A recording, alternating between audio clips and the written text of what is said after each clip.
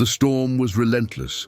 Wind howled through the valley, and rain lashed against the rocks. A young warrior, restless and burdened by his failures, climbed the steep mountain path to the temple of the old master. His heart was heavy with frustration and his mind louder than the storm itself.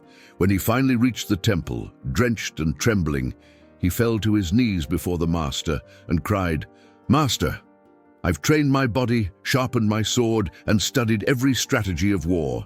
Yet I fail, again and again. My thoughts consume me. I want strength, wisdom, and peace. Tell me what I'm missing." The master, calm as still water, poured 2 cups of tea. He handed one to the warrior and said, "Before I can teach you first, empty your mind." The warrior frowned. "Empty my mind? How can I win battles, make decisions, or live with no thoughts? Isn't thinking what makes me strong?" The master didn't answer. Instead, he stood and gestured for the young man to follow. They walked through the rain until they reached a small stream flowing gently between stones. The master pointed to a large rock sitting firmly in the water. "Tell me, warrior," he said, "what do you see?" "The rock blocks the flow," the young man replied. "The water must go around it." "Exactly," the master said. "That stone is your mind, full of old beliefs, fears, and endless thinking. Heavy, rigid, unmovable, the water is life itself. It wants to flow through you, but it cannot. Empty yourself, and you will move like the water." The warrior stared at the stream in silence.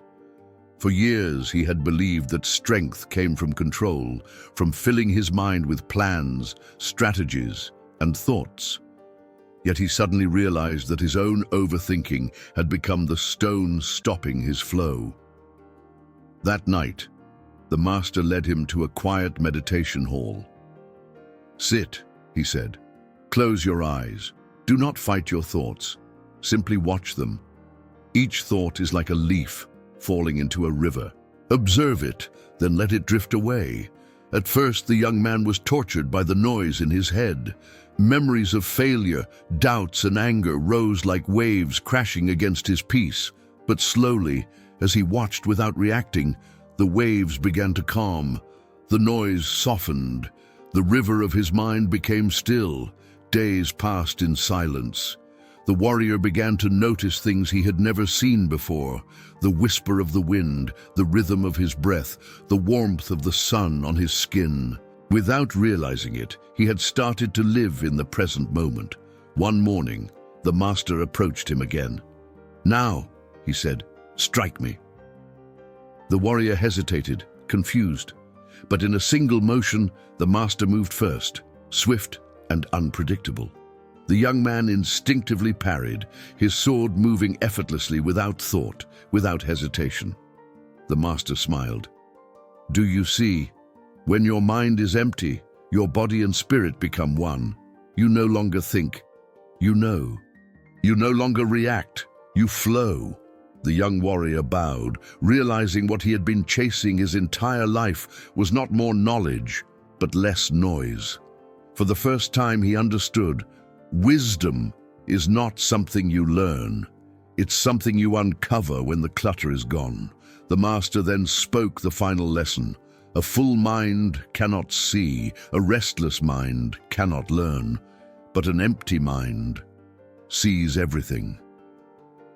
The warrior descended the mountain transformed. The same challenges awaited him, the same battles, the same storms, but now his heart was quiet. When difficulties arose, he no longer drowned in thought. He observed, breathed, and responded from clarity. He had become like the stream, moving, adapting, unstoppable. And in that silence, he found something greater than power. He found peace. Because the truth is simple. The more you fill your mind with fear, plans, and endless noise, the less room there is for life to flow through you.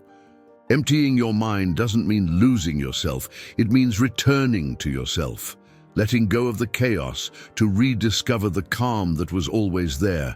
Remember this: a cup that's already full cannot be filled again, but an empty cup can contain the universe.